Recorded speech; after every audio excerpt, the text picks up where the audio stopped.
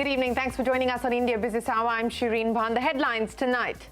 Staring at under-recoveries of more than 1 lakh crore rupees, oil marketing companies are likely to seek the government's intervention. Industry sources say they need a price hike of up to 15 rupees a litre of diesel to bridge the under-recoveries. That's the big CNBC-TV18 exclusive tonight. Elon Musk's $44 billion acquisition of Twitter is nearing closure. Reports suggest Musk has informed his co-investors to help with funding to wrap up the deal by this week. Google's parent company Alphabet misses estimates in the third quarter due to a decline in advertising revenue. Microsoft also reports weaker revenue from its cloud business and warns that full-year revenue growth could be soft. The new British Prime Minister Rishi Sunak defends the appointment of Suella Braverman as his Home Secretary after she resigned last week for sending sensitive documents using her private email. Says Braverman will control the borders and keep immigration in check. The fiscal plan to reassure the markets has been delayed by 2 weeks to the 17th of November. The CEO of Tata Steel, TV Narendran, says time is running out for its UK business, hopes the British government will take a call on funding soon, adds the breathing space is vanishing and time for other stakeholders to chip in. Dabur meets estimates in the second quarter with a 1% volume growth, even as profits declined by nearly 3%. Also enters the spices segment with the acquisition of 66-year-old iconic brand Badshah Masala for nearly 600 crore rupees. Passenger vehicle sales report a solid 40% growth in the festive season. Two-wheeler sales also report double-digit growth, but entry-level vehicles continue to struggle. On the campaign trail in Himachal Pradesh, Chief Minister Jairam Thakur tells CNBC-TV18 political difference is the basis of the protest by apple farmers in the state, but he also admits that the government benefits did not reach some people. That's the CNBC-TV18 election exchange exclusive. Mallikarjun Kharge takes charge as the first non-Gandhi president of the Congress party in 24 years. Outgoing President Sonia Gandhi says she's feeling relieved and tried to fulfill the responsibility to the best of her ability.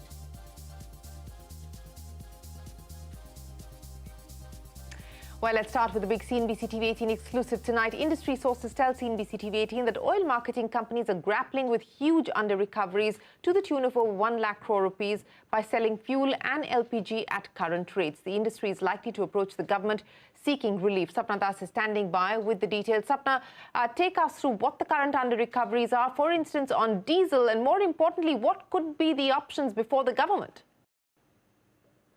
The balance sheet of oil marketing companies is under tremendous pressure because of soaring international prices and the price freeze in the domestic market.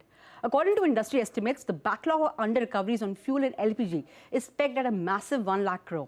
Hit by these mounting under-recoveries, government-owned fuel retailers like IOC, BPCL, HPCL may very soon be knocking on the government's doors for an intervention yet again.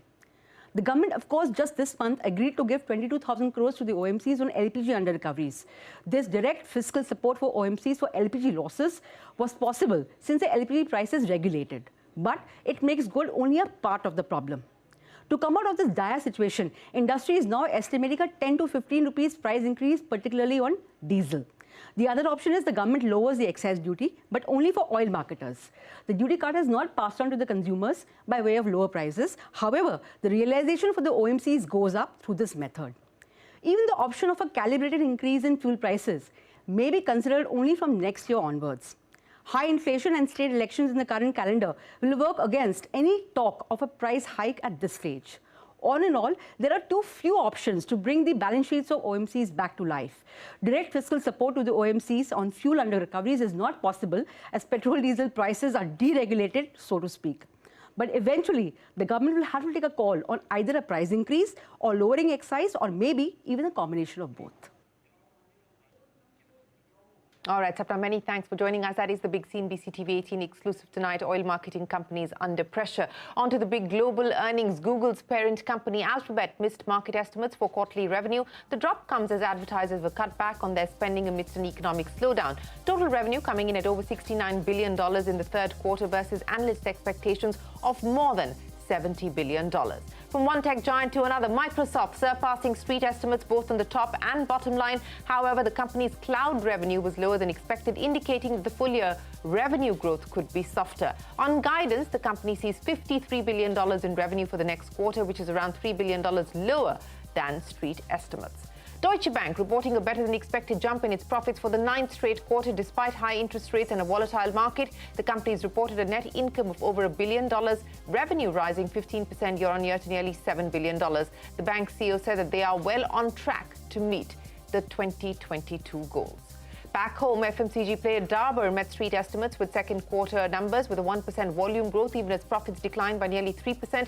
The company has also announced that it will acquire a 51% stake in Badshah Masala for over 587 crores. The acquisition is expected to be completed before the 31st of March. The big global story hours after taking over as the Prime Minister of the UK, Rishi Sunak got down to business with the cabinet reshuffle. Now, while he has removed several ministers from the Truss cabinet, Sunak brought back two prominent faces who were sacked by the former Prime Minister, including Dominic Raab as the new Deputy Prime Minister and Suella Braverman as the new Home Secretary. Answering questions by opposition party members in Parliament today, Sunak defended Braverman's return, saying she has acknowledged her mistake and has also apologised. He added that Braverman is going to be focused on controlling our borders and not unlimited immigration. In his first address, Sunak has also warned of difficult decisions ahead. He was expected to unveil the economic vision on the 31st of October, but that has now been delayed and it will be on the 17th of November, so a delay of 2 weeks. Among his first moves, the Prime Minister made phone calls to US President Joe Biden and Ukrainian President Zelensky. Take a look. The Home Secretary made an error of judgment, but she recognised that. She raised the matter and she accepted her mistake. And that's why I was delighted to welcome back into a united cabinet that brings experience and stability to the heart of government. And let me tell you, Mr. Speaker, what the Home Secretary will be focused on. She'll be focused on cracking down on criminals, on defending our borders, while the party opposite remains soft on crime and in favour of unlimited immigration. His debut as Prime Minister taking questions in Parliament, that is Rishi Sunak. Now, according to a survey by Govt, just 25% of Britons expect Sunak to be a great or even a good Prime Minister, but 68% expect him to do a better job as Prime Minister than Liz Truss. Sanjay Suri brings us a report on how Indians in UK are reacting to Sunak's victory. What are we ready for? Rishi! What are we ready for? Rishi! Rishi Sunak fans gathered outside Parliament on Tuesday to celebrate his prime ministership in the good old Indian way. He's going to bring the whole community together, bring all the Conservative Party together and make it a success. We are going to win the next elections as well. You want me to have a laddu as well? Wow. There we are. This is for you, Rishi. Many gathered here had campaigned long for Rishi Sunak.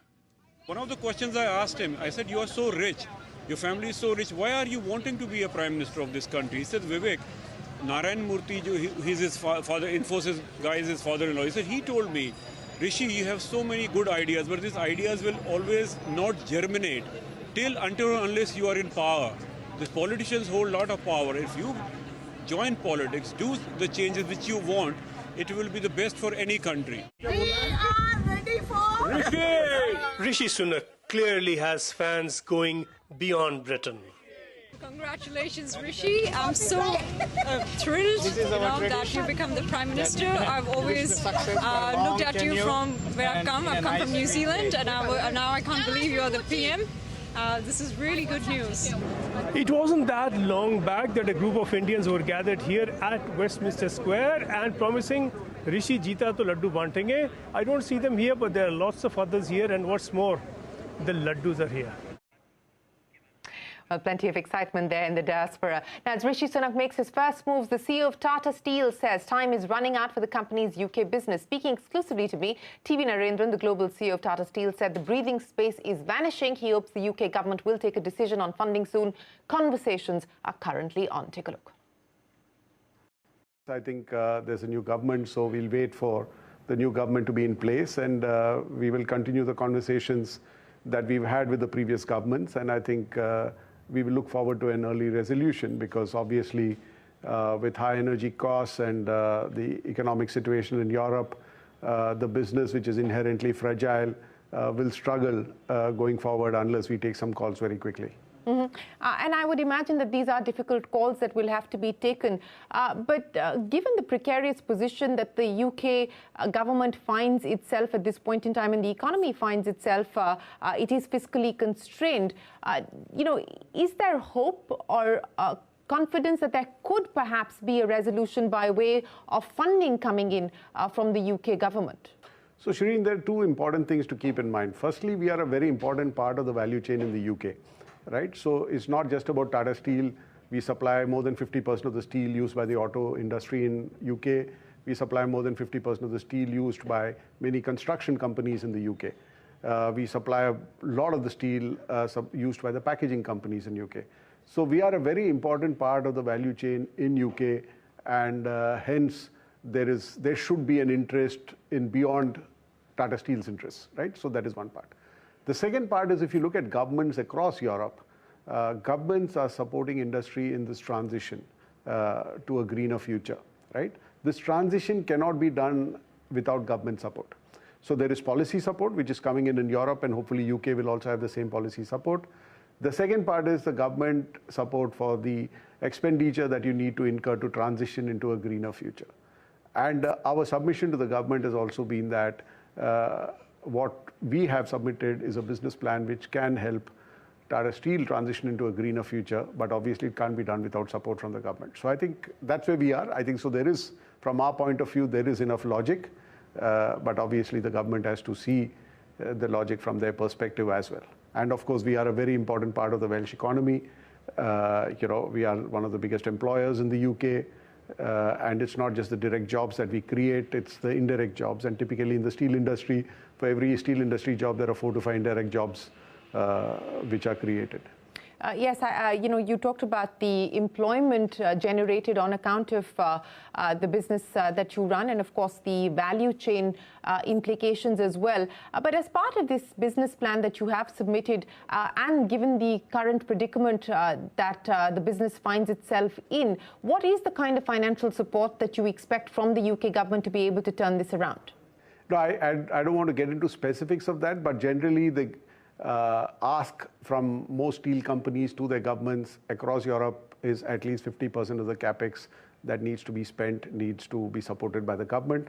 On top of that, there needs to be support on OPEX to the extent of the differential in energy costs when you move from the current energy sources to new energy sources. I think these are the fundamental principles, not just for Tata Steel, but pretty much all steel companies in Europe have been talking to their governments about, and so that's as much as I can say now without getting into the specifics. I understand, but at this point in time, is there any possibility that the India business, your India business, may also have to fund, the UK business in any form or fashion?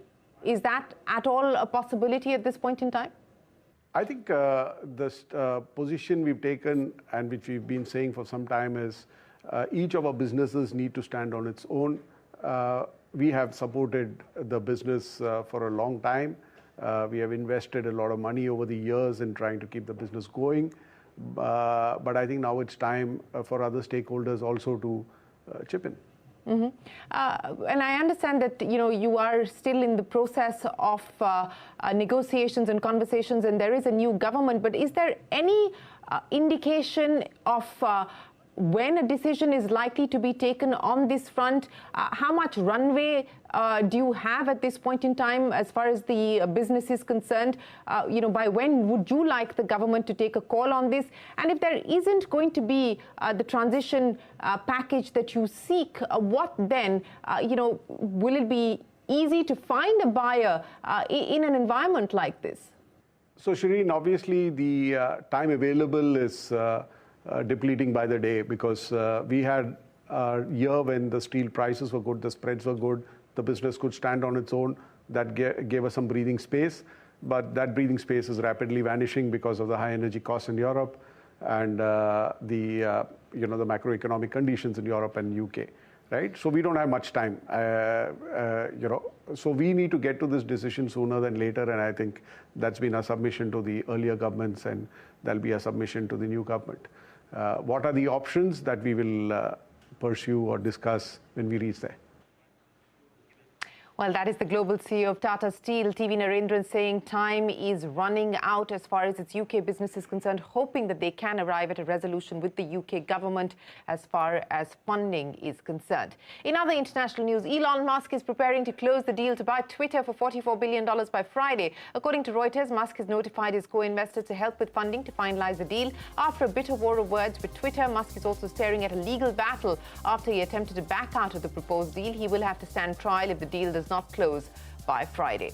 Luxury car maker Mercedes-Benz has become the latest company to exit Russia following the escalation of the attack on Ukraine. The car maker will sell its shares to a local investor in Russia. Other auto giants including Nissan, Toyota and Renault also exited Russia after the invasion. Tech giant Google has responded to the Competition Commission's second penalty of 936 crore rupees for abuse of dominant market position. Google claims that Indian developers have benefited from Google's low-cost model, which has powered India's digital transformation and expanded access for millions of Indians. The tech giant has said it remains committed to users and developers and is reviewing the decision to evaluate its next steps. Time for us to head into a break, but up next on the campaign trail in Himachal, Chief Minister Jairam Thakur tells CNBC-TV18 political difference is the basis of the protest by apple farmers in the state. That and more when we return.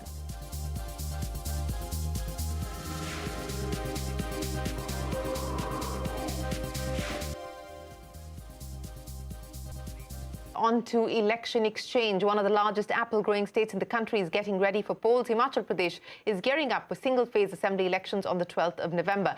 Apple farmers have been protesting in the state for the last few days against low procurement price. Sante Goro caught up with the Chief Minister Jairam Thakur. He says that protests by apple growers are due to political differences. He also says the demands to restore the old pension scheme will be met if the BJP is re-elected to power.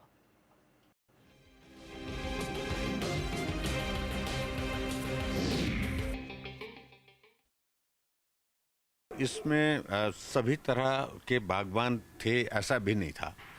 ये राजनीतिक दृष्टि से कुछ लोग इकट्ठा होकर के इसको मुद्दा बनाने की फिराक में थे, कोशिश में थे और उन्होंने कोशिश की भी। जहाँ तक जीएसटी की इंक्रीज जो पैकेजिंग मटेरियल में और जो पेस्टिसाइड्स में आप कह रहे हैं, तो उस बात को लेकर सिर्फ इतना ही है। उस मामले को हमने केंद्र के समक्ष उठाया था और ये जीएसटी काउंसिल तय करती है। जो 6% की जो इंक्रीज उसमें आई थी पैकेजिंग मटेरियल में, उसके लिए हमने इंश्योर किया कि हम हिमाचल प्रदेश की ओर से उस 6% का जो इंक्रीज़ हुआ उसको हम बियर करेंगे और सब्सिडी देंगे। और उसमें हमने जो मैकेनिज्म डेवलप किया था उसमें से बहुत सारे बागबान आए भी, जो जेन्युइन जो है, जिनने सारी बात को ठीक तरह से समझा और जिनको लगा कि इस तरह से रास्ता सरकार ने निकाला है हमारी समस्या के समाधान के लिए, उसमें हमको मदद करनी चाहिए। तो उन्होंने आकर के काम किया और उसमें उनको जिन्होंने क्लेम किया है और जस्टिफाइड तरीके से किया है और डॉक्यूमेंट्स के साथ किया है, उनको तो मदद कर रहे हैं। पिछले 5 साल में हम कहाँ मार खा गए कि आंकड़ा बढ़ता गया, हिमाचल प्रदेश 8वें नंबर तक पहुँच गया बेरोजगारी में, और अब अगले 5 साल में एग्जैक्ट कितने जॉब्स का आप प्रॉमिस कर रहे हैं युवाओं को?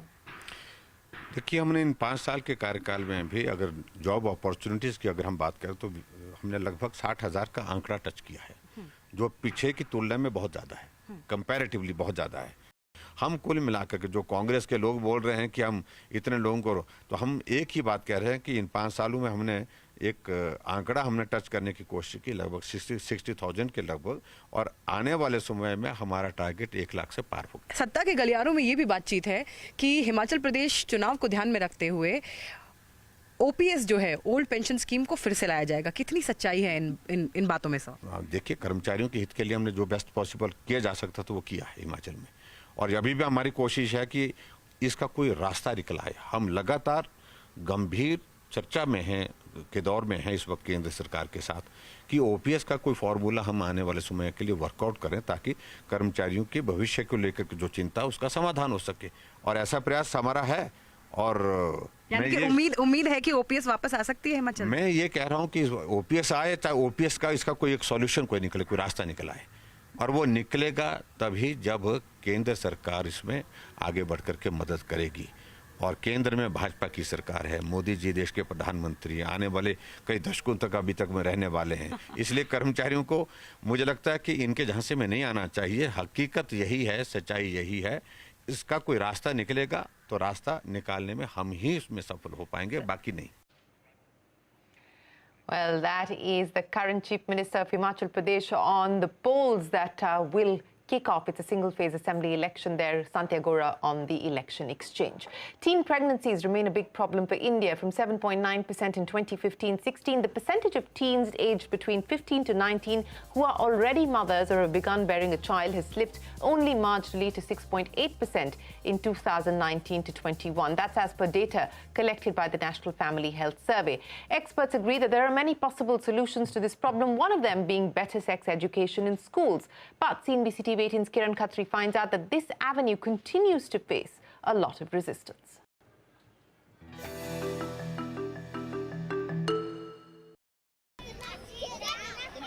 $53,874. That's the number of cases registered under the Protection of Children from Sexual Offences Act in 2021. These cases make up 35% of the total crimes against children recorded that year. And experts believe, while it's by no means a silver bullet, one possible method of bringing down this number could start with the Indian school system itself, by making sex education an intrinsic part of the curriculum. They argue that this should start from primary classes itself.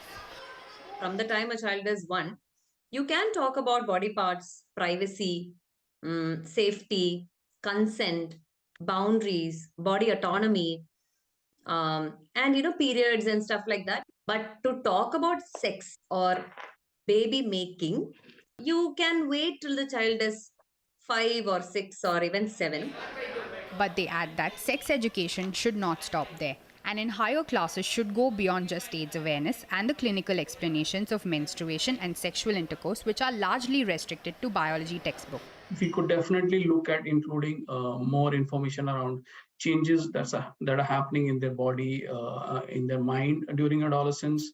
Of course, menstrual hygiene management, nutrition, consent and violence concepts that they are exploring as they are growing, about body diversity. What the importance of sex education is? Some schools have incorporated such subjects in their curriculum. These secondary school children in Chennai, for instance, are taught sex education in class as part of their curriculum. But schools like these are few and far between. We are doing this session in a very renowned public school of Delhi, or in काफी branches in a pan India even. Mid of the session, teachers ने आके ये sessions बंद करा दिया. And child sexual abuse session is a very light session. वो बीच में उनको लगा कि नहीं, आपको ये देना ही नहीं है, और उस स्कूल ने अपनी सभी ब्रांचेस में हम लोगों को completely ban कर दिया. One big problem experts say is that sex education as a subject is not mandated by either the centre or state governments. And even states that do want the subject included in their schools lay down restrictive conditions. Currently, a particular state government, I don't want to tell, they have reached out for a small curriculum on sex education for 9th and above. And this was their, condition, ma'am, we don't want to talk about sex, okay? So without sex, can you create a curriculum on sex education? We have to talk about sex at one point, because many other subjects related to sexuality health is connected to the act of sex. The HRD Ministry's new National Education Policy released in 2020 made no mention of sex education. For this, there are two government-led initiatives: the Adolescence Education Program by the CBSE and the School Health Program. But a review of the curricula of these two programs by the Population Foundation of India found that topics like violence and abuse, sexually transmitted diseases, gender identities, and menstrual irregularities are inadequately covered. They also skip topics like consent and contraception. Experts also say that the need for sex education has increased, with more students, both in primary and secondary classes, gaining greater online access, especially in the aftermath of the COVID lockdowns. Statistics say between the ages of 8 and 10 children see some pornographic material. So parents want to know how to guide. They very frantically, they give me calls asking, ma'am, I know they have seen something. I know she's watching something. I know he's going through something.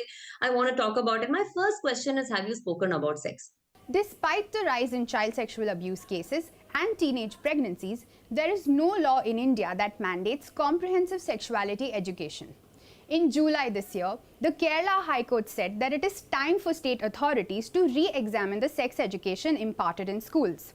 It made this observation while permitting a 13-year-old rape survivor to terminate her 30-week pregnancy. But a review does not guarantee that it will be included, and experts say that this huge gap in the Indian educational system will lead to bigger problems down the line. In Mumbai, Kiran Khatri. Our colleague Kiran Khatri there reporting in our latest installment of our special series, Get Schooled. With that, it is time for us to wrap up this edition of India Business Hour. Thanks very much for watching. Stay tuned. More news continues right here on CNBC-TV18.